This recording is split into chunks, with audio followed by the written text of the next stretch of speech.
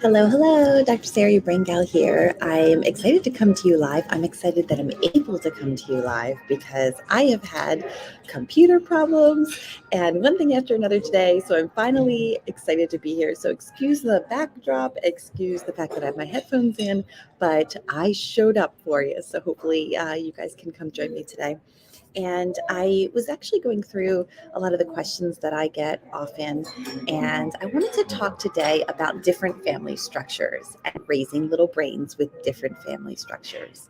So, we're going to talk a little bit about what to do and how to raise brains if your household looks a little bit different than some other people. So, I come from a divorced household and I am co parenting with a wonderful partner, and we both have co parents, and that often creates different kinds of situations. And when you're parenting on your own in a household, it also creates a little bit of a different situation. And so you have to learn to parent a little bit differently.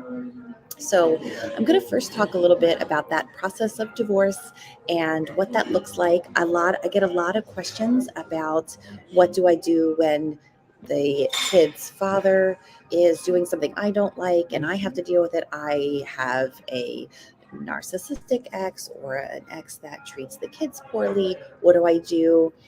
Or sometimes it's just a matter of things are being done differently than I would do them, and what do I do about that? So I'm going to talk a bit today about how do you raise brains with that family structure in that way. So the first thing is that when you are at the beginning of a divorce, there are a lot of emotions going around, a lot with your kids and a lot with you. And so the best advice that I give to parents at this point in time is to learn to pivot. So you thought your lives were going in one direction and now they're taking a slightly different turn. This is true for whether you're getting a divorce, whether you've had a death in the family, whether something you thought for example, when I lost kids, that's also, you think your life is going in one direction, changes. When we have a pandemic, all of these things need, increase our need to be able to pivot. And when we're going through a very emotional time, again, could be divorce, could be a death in the family, could be any kind of traumatic event where you think your life is going in one direction and you take a quick turn. Don't be as scared of those deep emotions. Allow yourself to feel them and be accepting and understanding of those things for yourself, first of all. You want to keep the really big emotional reactions, the ones that you really have trouble getting back that you can't control. Keep those away from the kids as much as possible in order to help them understand that things are going to be okay. But don't be afraid to show some emotions. You want to find ways of getting yourself back. If it's divorce, that can be reinventing yourself. That can be starting to think about what makes you happy and not your ex unhappy or somebody else in your life unhappy. So you really want to focus on you, and you want to make sure that your kids have an understanding of the fact that you are learning how to pivot, how to change, how to find yourself again, because that model of finding yourself is what's going to be helpful for your kids. And hi, everyone. If you're just joining us, we're talking a little bit about how to raise brains with a divorced household or with a household that looks a little bit different than just the traditional nuclear family. So the first one is learn to pivot, learn to feel those emotions, the big ones away from your kids, but some in front of your kids, and make sure that you help your kids understand that this is a process, that you're working to find yourself. You're working to find yourself, a way to make you happy, not other people unhappy. So that's the first big one. The second one is going to sound a little harsh, especially if you're newer in the divorce world. It's often can shock some moms that I work with, but um, learn to let go. And what I mean by that is there are going to be things in your children's lives that you can't control. This is true for my divorced moms as it is for really any mom, that there are going to be scenarios in school, there are going to be scenarios at another household, with friends. If you have teens, this is a big one. You want to learn to let the control of that go because there are going to be things in the world they can't control. I mentioned this earlier in the live, but when I lost my children, I could not control those things. Those bad things happened to me when we had a pandemic and everything shut down.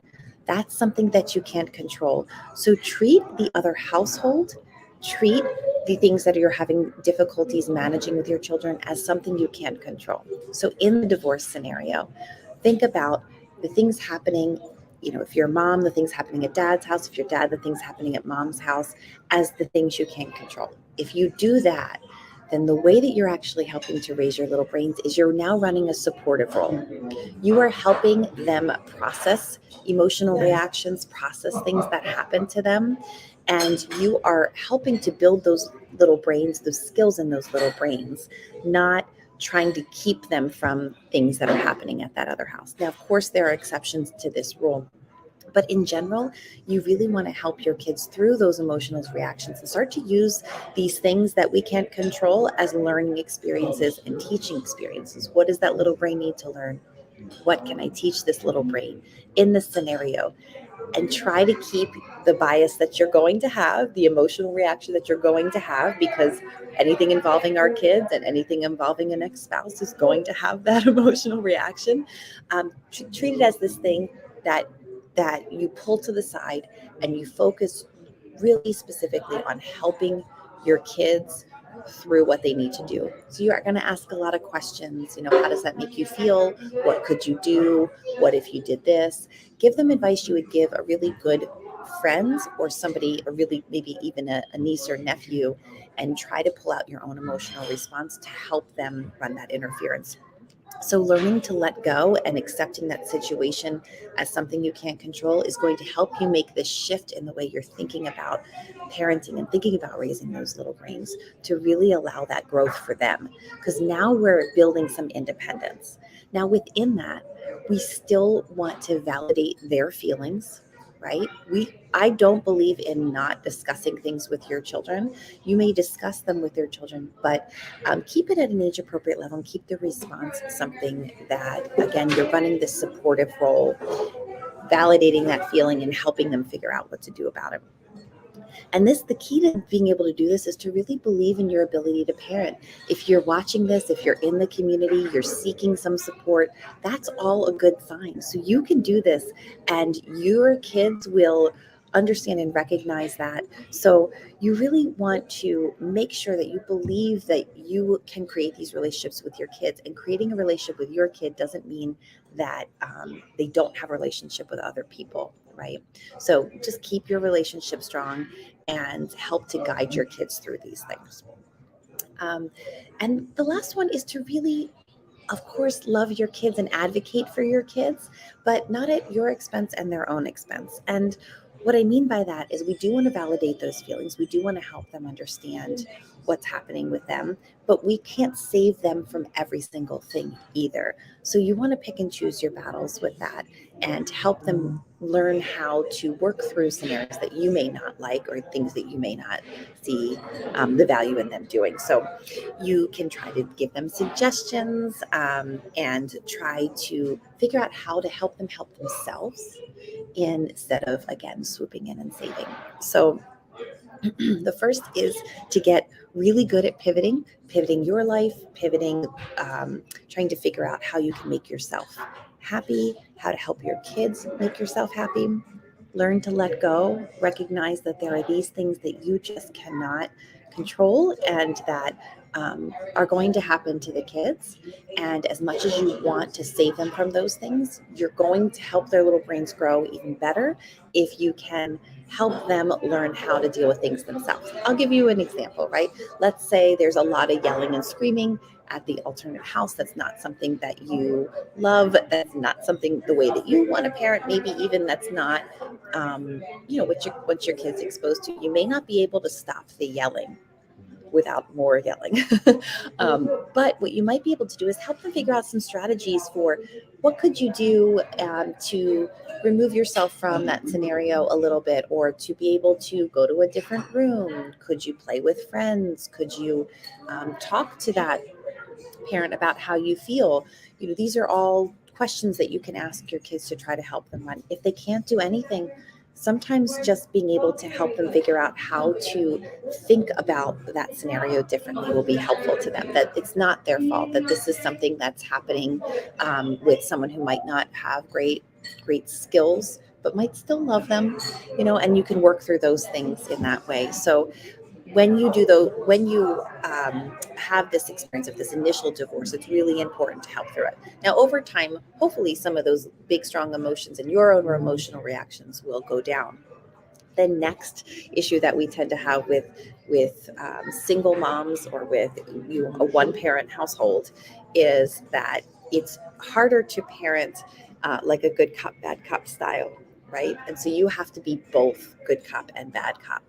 And in order to do that, you really have to work with your kids in developing goals and things that they want to meet, because it's much harder to have them for a few days and still be able to send them to their room and still be able to create a good relationship with them and have, spend some time with them. You can't, for example, send them to their room 10 minutes before they leave to go to the other house, because they're only going to be in there 10 minutes, then they're done. You can't ground them for a weekend that you don't have them. And so if you don't have a good co-parent to work with, and even if you do, you really have to start to come up with goals for the kids that they want to meet together, that you're working on together. And when they don't meet them, those consequences really have to be different. So you need to come up with some alternative ideas, some, you know, reducing time at your house, maybe on electronics, might work one day, but it may not work the other day if they're switching houses. So kind of thinking through what kinds of things that you can do to help your kids really learn better skills is going to be key. And I'm saying learn better skills for a reason, right? Because everything we do to approach our kiddos is to learn skills. So if you want to talk more about single parent households and how do you manage that good cop and bad cop at the same time, if you're a full single parent household, you may have some time to give consequences. If you are co-parenting where kids go back and forth, you either have to work together really well, or if you aren't able to work together well, you really have to figure out some alternative um, solutions to those issues, which means coming up with a list ahead of time of both things that your kids can earn with you and things that they can lose with you. So you can think about those things. Money sometimes is a good one. Time can be a good one, but time is tough because there could be a long break in between. You kind of want some more immediate consequences. So I'd love to hear all of your thoughts on what you use. You can definitely comment below. And just there's a huge recognition of the fact that there is not a book on this, that we have to talk through this, that divorce can be tough on families, that you really do have to shift the way that you think about raising your kids. And the number one suggestion that I can give you again is learning to pivot, is learning to let go and to run a supportive role with your kids. And then, of course, to love your kids and to advocate for them, but step back and make sure you're not advocating for your emotional reaction. Make sure you're really strongly advocating for what the kids need, and not what they want, but what they need. And then helping them learn the skills around advocating for themselves. Help your kids learn how to express how they feel. That is one of the pros of being able to help run supportive roles, that they're going to become much more independent in these things. So that's my little live today on divorce. We're going to talk a little bit more about them. Remember, I go live on Instagram on Fridays at 2:30 Eastern Standard Time. So we'll talk a little bit more about specific tips of things that you can do to help raise your kids with happy, healthy, connected little brains. So thanks for joining me today, and I will see you next week.